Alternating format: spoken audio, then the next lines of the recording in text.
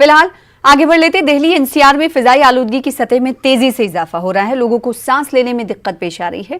इस हवाले से दिल्ली हुकूमत को तनकीद का निशाना बनाया जा रहा है। वहीं फिजाई आलूदगी से महफूज रहने के लिए एहतियाती तदाबीर भी इख्तियार करने का मशवरा दिया जा रहा है।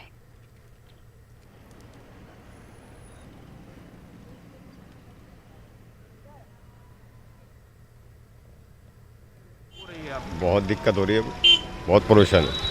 क्या किस तरह का पोल्यूशन है? पोल्यूशन ऐसा है, समझो कि दम घुट रहा है, बिल्कुल नाकों में लग रहा है। इस वजह से बहुत परेशानी बढ़ती जा रही है। हाँ, पानी का छिड़काव जैसे इससे पहले भी किया गया था, माशाल्लाह केजरीवाल साहब ने बहुत अच्छा किया था। उससे काफ़ी पॉल्यूशन कम हुआ था, परसेंटेज कम आई थी। हर साल होता है यही ड्रामा, OD1 होता कुछ नहीं है, समझे। पब्लिक मरती है, खांसी बुखार दुनिया भर की बीमारी हो रही है। नहीं, देखिए, प्रदूषण तो हमेशा से ही नुकसान दे रहा है।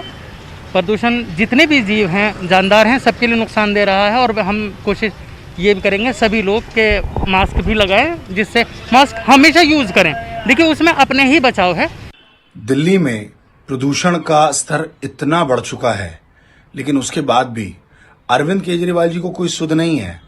उनको करोड़ों रुपए खर्च करने हैं एडवर्टाइजमेंट में, दिल्ली में पॉल्यूशन के लिए नहीं, सिर्फ अपनी चीजों का बखान करने के लिए, अपना चेहरा दोबारा लाने के लिए।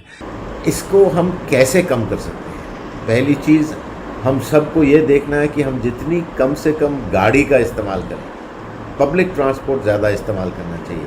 मैं मानता हूँ इस समय में कोरोना की वजह से पब्लिक ट्रांसपोर्ट भी खतरनाक है। शायद हम अगर non polluting methods like electric vehicles, electric cycles, electric scooters, इनका इस्तेमाल करें, शायद कुछ हम व्हीकुलर पोल्यूशन को कम कर सकेंगे। प्रशासन की जिम्मेदारी है कि वो सड़कों पर पानी का छिड़काव करें और लोग भी आसपास पानी का छिड़काव करें, ताकि जो धूल हवा में जाती है उसका लेवल कम हो।